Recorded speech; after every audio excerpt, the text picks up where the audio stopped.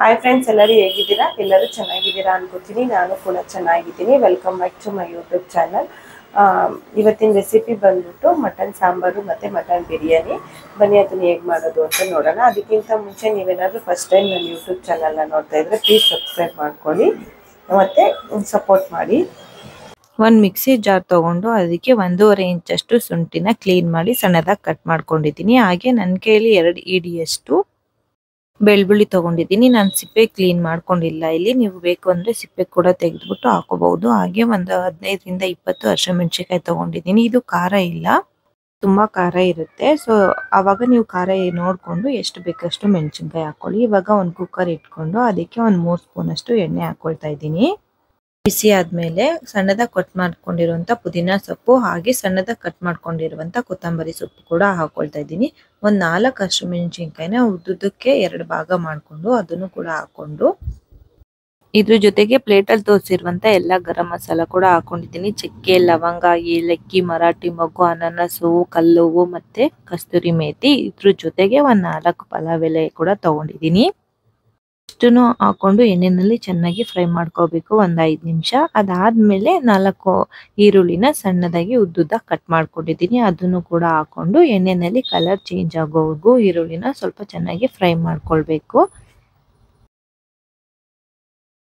ನೋಡಿ, ಈರುಳ್ಳಿ ಎಣ್ಣೆಯಲ್ಲಿ ಚೆನ್ನಾಗಿ ಫ್ರೈ ಆಗಿದೆ, ಕಲರ್ ಕೂಡ ಚೇಂಜ್ ಆಗಿದೆ. ಇವಾಗ ಉಪ್ಪು ಮತ್ತೆ ಅರಿಶಿನ ಹಾಕಿ ಕ್ಲೀನ್ ಮಾಡ್ಕೊಂಡಿರುವಂತ ಮಟನ್ ಹಾಕೊಳ್ತಾ ಇದ್ದೀನಿ. ನಾನಿಲ್ಲಿ 1 kg ಅಷ್ಟು ಮಟನ್ನ ಯೂಸ್ ಮಾಡ್ಕೊಂಡಿದ್ದೀನಿ. ಇವಾಗ ಮಟನ್ನ ಚೆನ್ನಾಗಿ ಮಿಕ್ಸ್ ಮಾಡ್ಕೊಳ್ಬೇಕು. ಮೇಲಿಂದ ಕೆಳಗಡೆ ಬರೋ ತರ ಎಲ್ಲ ಚೆನ್ನಾಗಿ ಮಿಕ್ಸ್, ಅದೇ ಈರುಳ್ಳಿ ಫ್ರೈ ಮಾಡಿರ್ತೀವಲ್ಲ ಅದೆಲ್ಲ ಚೆನ್ನಾಗಿ ಮಿಕ್ಸ್ ಮಾಡಬೇಕು. ಆ ತರ ಚೆನ್ನಾಗಿ ಮಿಕ್ಸ್ ಮಾಡ್ಕೊಳ್ಳಿ. ಇವಾಗ ನಾನು ಯಾವ ತರ ಮಿಕ್ಸ್ ಮಾಡ್ತಾ ಇದ್ದೀನಿ ಹಾಗೆ ಇದಕ್ಕೆ ಸ್ವಲ್ಪ ಅರಿಶಿನ ಪುಡಿ ಹಾಗೆ ರುಚಿಗೆ ತಕ್ಕಷ್ಟು ಉಪ್ಪು, ಎಷ್ಟು ಬೇಕಷ್ಟು ನಾವು ಉಪ್ಪನ್ನ ಹಾಕೊಂಡು ಇದನ್ನು ಕೂಡ ಎಣ್ಣೆಯಲ್ಲಿ ಒಂದು 5 ನಿಮಿಷ ಚೆನ್ನಾಗಿ ಫ್ರೈ ಮಾಡ್ಕೊಳ್ಬೇಕು. ನೀರೇನು ಹಾಕೋದು ಬೇಡ, ಅದು ಉಪ್ಪು ಹಾಕಿರೋದ್ರಿಂದ ಮಟನ್ನೇ ನೀರು ಬಿಟ್ಕೊಳ್ಳುತ್ತೆ. ಆ ನೀರೆಲ್ಲ ಡ್ರೈ ಆಗೋವರೆಗೂ ಎಣ್ಣೆನಲ್ಲಿ ಚೆನ್ನಾಗಿ ಫ್ರೈ ಮಾಡ್ಕೊಳ್ಬೇಕು. ನೀರೆಲ್ಲ ಡ್ರೈ ಆಗಿ ಅದು ಎಣ್ಣೆ ಬಿಟ್ಕೊಳ್ಳುತ್ತೆ, ಅಲ್ಲಿವರೆಗೂ ಮಟನ್ನ ಚೆನ್ನಾಗಿ ಫ್ರೈ ಮಾಡ್ಕೊಳ್ಬೇಕು. ನೋಡಿ, ಇವಾಗ ಎಷ್ಟು ನೀರು ಬಿಟ್ಕೊಂಡಿದೆ. ಇದೆಲ್ಲ ಸ್ವಲ್ಪ ಡ್ರೈ ಆಗೋವರೆಗೂ ಹಾಗೆ ಬಿಡಬೇಕು.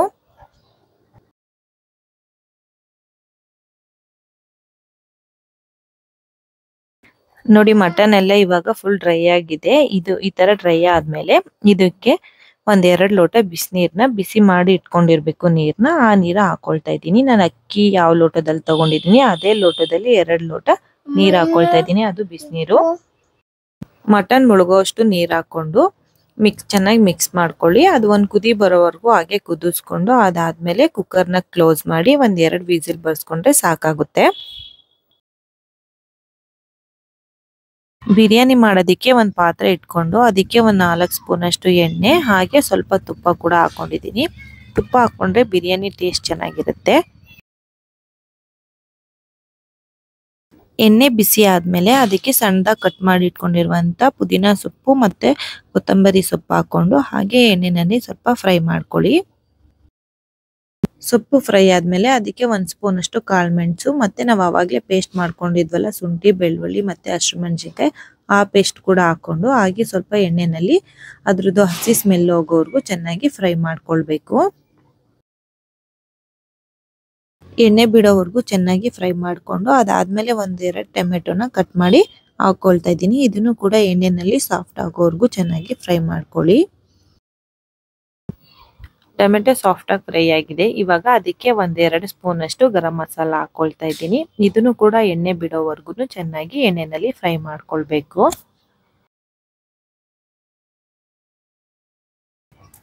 ಇವಾಗ ಅವಾಗೆ ಕುಕ್ಕರ್ ಕೂಗಿಸ್ಕೊಂಡಿದ್ವಲ್ಲ ಅದನ್ನ ನೀರ್ ಸಮೇತ ಹಾಕೊಳ್ತಾ ಇದ್ದೀನಿ. ಯಾಕೆಂದ್ರೆ ನಾನು ಮುಂಚೆನೆ ನೀರ್ನ ಅಳತೆ ಮಾಡಿ ಹಾಕೊಂಡಿದ್ದೀನಿ.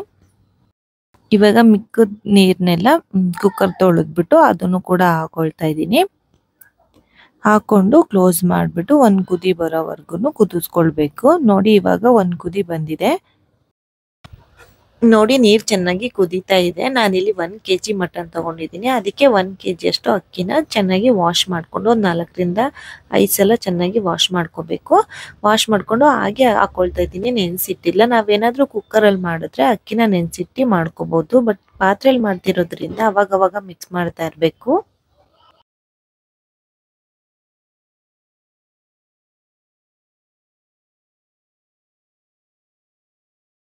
ಅಕ್ಕಿನ ಹಾಕೊಂಡು ಒಂದು ರೌಂಡ್ ಮಿಕ್ಸ್ ಮಾಡ್ಕೊಳ್ಳಿ. ಮಿಕ್ಸ್ ಮಾಡಾದ್ಮೇಲೆ ಈ ಥರ ಕ್ಲೋಸ್ ಮಾಡಿಬಿಡಿ. ಪಾತ್ರೆನಲ್ಲಿ ಮಾಡ್ತಾ ಇದೀವಲ್ಲ ಅದಕ್ಕೆ ತಳ ಹಿಡ್ಕೊಬಿಡುತ್ತೆ. ಸೊ ಅವಾಗವಾಗ ಈ ಥರ ಮಿಕ್ಸ್ ಮಾಡ್ಕೊಳ್ತಾ ಇರಬೇಕು.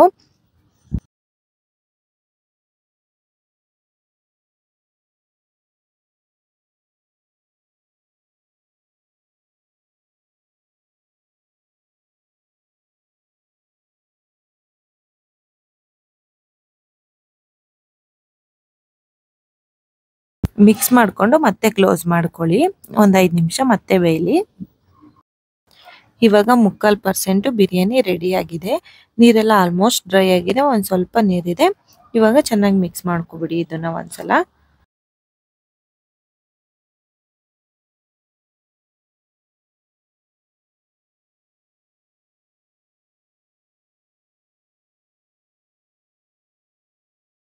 ಆಲ್ಮೋಸ್ಟ್ ಬಿರಿಯಾನಿ ರೆಡಿ ಆಗಿದೆ. ಇದಕ್ಕೆ ಸಣ್ಣದಾಗಿ ಕಟ್ ಮಾಡ್ಕೊಂಡಿರೋಂಥ ಕೊತ್ತಂಬರಿ ಸೊಪ್ಪು ಮತ್ತೆ ಪುದೀನ ಸೊಪ್ಪು, ಹಾಗೆ ಒಂದು ಫುಲ್ ನಿಂಬೆಹಣ್ಣು ಜ್ಯೂಸ್ ಹಾಕೊಂಡಿದ್ದೀನಿ.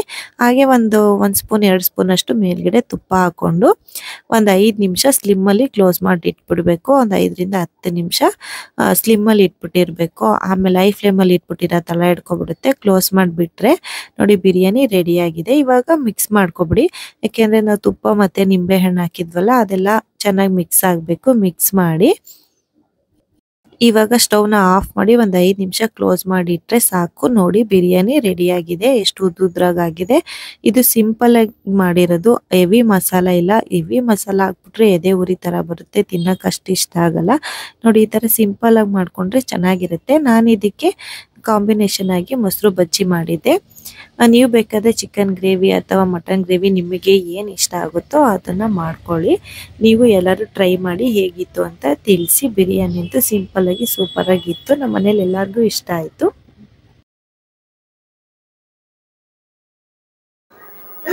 ಸೆಕೆಂಡ್ ರೆಸಿಪಿ ಬಂದ್ಬಿಟ್ಟು ಮಟನ್ ಸಾಂಬಾರ್ ಮಾಡ್ತಾ ಇದ್ದೀನಿ. ತುಂಬಾ ಚೆನ್ನಾಗಿರುತ್ತೆ. ನೀವು ಒಂದ್ಸಲ ಟ್ರೈ ಮಾಡಿ ಹೇಗಿತ್ತು ಅಂತ ಕಮೆಂಟ್ ಮಾಡಿ ತಿಳಿಸಿ.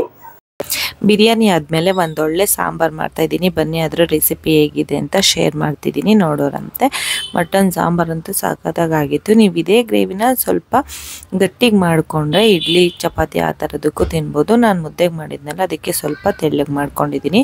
ಇವಾಗ ಒಂದು ಬಾಣಲಿ ಇಟ್ಕೊಂಡು ಅದಕ್ಕೆ ಒಂದು 2 ಸ್ಪೂನಷ್ಟು ಎಣ್ಣೆ ಹಾಕ್ಕೊಂಡಿದ್ದೀನಿ. ಎಣ್ಣೆ ಬಿಸಿ ಆದಮೇಲೆ ಒಂದು ಮೀಡಿಯಮ್ ಸೈಜ್ ಈರುಳ್ಳಿನ ಉದ್ದುದಾಗಿ ಕಟ್ ಮಾಡಿ ಹಾಕ್ಕೊಂಡಿದ್ದೀನಿ. 1.5 ಇಂಚಷ್ಟು ಶುಂಠಿನ ಸಿಪ್ಪೆ ತೆಗೆದು ಅದನ್ನು ಕೂಡ ಸಣ್ಣದಾಗಿ ಪೀಸ್ ಮಾಡ್ಕೊಂಡಿದ್ದೀನಿ.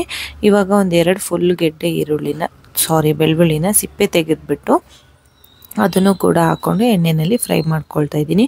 ಕಲರ್ ಚೇಂಜ್ ಆಗೋದೇನು ಬೇಡ. ಒಂದು ಸ್ವಲ್ಪ ಫ್ರೈ ಆದಮೇಲೆ ಅದಕ್ಕೆ ಒಂದು 3ರಿಂದ 4 ಲವಂಗ, 1.5 ಇಂಚಷ್ಟು ಚಕ್ಕೆ ಹಾಕ್ಕೊಂಡು ಅದಕ್ಕೆ ಒಂದು ಅರ್ಧ ಸ್ಪೂನಷ್ಟು ಕಾಳು ಮೆಣಸು ಹಾಕ್ಕೊಂಡು ಅದನ್ನು ಕೂಡ ಎಣ್ಣೆಯಲ್ಲಿ ಸ್ವಲ್ಪ ಫ್ರೈ ಮಾಡ್ಕೊಳ್ಳಿ. ಅದಾದಮೇಲೆ ಅದಕ್ಕೇ 2.5 ಸ್ಪೂನಷ್ಟು ಧನಿಯಾ ಪೌಡರ್ ಹಾಕ್ಕೊಳ್ತಾ ಇದ್ದೀನಿ. ನಿಮ್ಮ ಮನೇಲಿ ಏನಾದರೂ ಧನಿಯಾ ಪುಡಿ ಮಾಡಬೇಕಾದ್ರೇ ಮೆಣಸಿನ್ಕಾಯಿ ಹಾಕಿದರೆ ಚಿಲ್ಲಿ ಪೌಡರ್ ಹಾಕೋ ಅವಶ್ಯಕತೆ ಇಲ್ಲ. ಬಟ್ ನಮ್ಮ ಮನೇಲಿ ಹಾಕಿಲ್ಲ, ಅದಕ್ಕೆ ನಾನು 1 ಸ್ಪೂನಷ್ಟು ಚಿಲ್ಲಿ ಪೌಡರು ಹಾಗೆ ಒಂದು 1/4 ಟೀ ಸ್ಪೂನು ಅರಿಶಿನ ಪುಡಿ ಹಾಕ್ಕೊಂಡು ಚೆನ್ನಾಗಿ ಮಿಕ್ಸ್ ಮಾಡ್ಕೊಳ್ತಾ ಇದ್ದೀನಿ. ಇದ್ರ ಜೊತೆಗೆ ಒಂದು ಅರ್ಧ ಕಪ್ಪು ತೆಂಗಿನಕಾಯಿ ತುರಿ ಕೂಡ ಹಾಕ್ಕೊಂಡಿದ್ದೀನಿ. ತೆಂಗಿನಕಾಯಿ ಹಾಕ್ಕೊಂಡ್ಮೇಲೆ ಲೋ ಫ್ಲೇಮಲ್ಲಿ ಇಟ್ಕೊಳ್ಳಿ. ಅದನ್ನು ಇಲ್ಲಾಂದರೆ ತಳ ಹಿಡ್ಕೊಬಿಡುತ್ತೆ. ಇವಾಗ ಇದನ್ನು ಚೆನ್ನಾಗಿ ಮಿಕ್ಸ್ ಮಾಡಿಕೊಂಡು ಅದಕ್ಕೇ ಸ್ವಲ್ಪ ಪುದೀನ ಹಾಗೆ ಕೊತ್ತಂಬರಿ ಕೂಡ ಹಾಕ್ಕೊಂಡು ಅದನ್ನು ಮಿಕ್ಸ್ ಮಾಡ್ಕೊಂಡಿದ್ದೀನಿ. ಇವಾಗ ಸ್ಟವ್ನ ಆಫ್ ಮಾಡಿಕೊಂಡು ಅದಕ್ಕೆ ಒಂದು 2 ಸ್ಪೂನಷ್ಟು ಹುರ್ಗಡ್ಲೆ ಮತ್ತು ಒಂದು ಅರ್ಧ ಸ್ಪೂನಷ್ಟು ಗಸಗಸೆ ಹಾಕ್ಕೊಂಡು ಮಿಕ್ಸ್ ಮಾಡ್ಕೊಳ್ಳಿ. ಮಿಕ್ಸ್ ಮಾಡಿಬಿಟ್ಟು ಇದನ್ನು ಕಂಪ್ಲೀಟಾಗಿ ಕೂಲ್ ಆಗೋಕ್ಕೆ ಬಿಟ್ಬಿಡಿ. ಅದು ಕೂಲ್ ಆಗೋ ಅಷ್ಟರಲ್ಲಿ ನಾವು ಮಟನ್ ಒಗ್ಗರಣೆ ಮಾಡ್ಕೊಳ್ಳೋಣ. ಅದಾದಮೇಲೆ ಇದನ್ನು ಮಿಕ್ಸಿಲಿ ಗ್ರೈಂಡ್ ಮಾಡ್ಕೊಳ್ಳೋದು. ಅದು ಕೂಲ್ ಆಗೋ ಅಷ್ಟರಲ್ಲಿ ನಾವು ಮಟನ್ ಒಗ್ಗರಣೆ ಮಾಡ್ಕೊಳ್ಳೋಣ. ಇವಾಗ ಒಂದು ಕುಕ್ಕರ್ ಇಟ್ಕೊಂಡು ಅದಕ್ಕೆ ನಾನು ಸ್ವಲ್ಪನೇ ಎಣ್ಣೆ ಹಾಕ್ಕೊಂಡಿದ್ದೀನಿ. 1 ಸ್ಪೂನಷ್ಟು ಎಣ್ಣೆ ಹಾಕ್ಕೊಂಡು ಹಾಗೆ ಸ್ವಲ್ಪ ತುಪ್ಪ ಹಾಕ್ಕೊಂಡಿದ್ದೀನಿ. ನಿಮ್ಗೆ ಎಣ್ಣೆ ಬೇಕಂದರೆ ಇನ್ನೊಂದು ಸ್ವಲ್ಪ ಹಾಕ್ಕೊಳ್ಳಿ. ನಾನು ಜಾಸ್ತಿ ಎಣ್ಣೆ ಯೂಸ್ ಮಾಡಲ್ಲ. ಇವಾಗ ಒಂದು ಮೀಡಿಯಮ್ ಸೈಜ್ ಈರುಳ್ಳಿನ ಸಣ್ಣದಾಗಿ ಕಟ್ ಮಾಡ್ಕೊಂಡಿದ್ದೀನಿ. ಅದು ಕಲರ್ ಚೇಂಜ್ ಆಗೋವರೆಗೂ ಫ್ರೈ ಮಾಡಿಕೊಂಡು ಇವಾಗ ಮಟನ್ ಕೂಡ ಚೆನ್ನಾಗಿ ತೊಳೆದು ಉಪ್ಪು ಮತ್ತು ಅರಿಶಿನ ಹಾಕಿ ಚೆನ್ನಾಗಿ ತೊಳ್ಕೊಂಡಿದ್ದೀನಿ. ಅದನ್ನು ಮಟನ್ ಕೂಡ ಹಾಕ್ಕೊಳ್ತಾ ಇದ್ದೀನಿ. ಮಟನ್ ಹಾಕ್ಕೊಂಡು ಹಾಗೆ ಸ್ವಲ್ಪ ಮಿಕ್ಸ್ ಮಾಡ್ಕೊಳ್ತಾ ಇದ್ದೀನಿ ಎಣ್ಣೆಯಲ್ಲಿ ಫ್ರೈ ಮಾಡೋದಕ್ಕೆ. ಫ್ರೈ ಆದಮೇಲೆ ಇದಕ್ಕೆ ಸ್ವಲ್ಪ ಉಪ್ಪು ಮತ್ತು ಅರಿಶಿನ ಹಾಕ್ಕೊಳ್ತಾ ಇದ್ದೀನಿ. ರುಚಿಗೆ ಎಷ್ಟು ಬೇಕೋ ಅಷ್ಟು ನೋಡಿಕೊಂಡು ಉಪ್ಪು ಮತ್ತು ಒಂದು 1/4 ಟೀ ಸ್ಪೂನಷ್ಟು ಅರಿಶಿನ ಹಾಕ್ಕೊಂಡು ಚೆನ್ನಾಗಿ ಮಿಕ್ಸ್ ಮಾಡಿ. ಅದು ಉಪ್ಪು ಹಾಕ್ಕೊಳ್ಳೋದ್ರಿಂದ ನೀರು ಬಿಟ್ಕೊಳ್ಳುತ್ತೆ, ನಾವೇನು ನೀರು ಹಾಕೋ ಅವಶ್ಯಕತೆ ಇಲ್ಲ. ಅದು ನೀರೆಲ್ಲ ಕಂಪ್ಲೀಟಾಗಿ ಹಿಂಗೋಗೋವರೆಗೂ ಚೆನ್ನಾಗಿ ಮಟನ್ನ ಹುರ್ಕೊಳ್ಬೇಕು. ನಾನೇನು ನೀರು ಹಾಕಿಲ್ಲ, ನೋಡಿ ಎಷ್ಟು ನೀರು ಬಿಟ್ಕೊಂಡಿದೆ.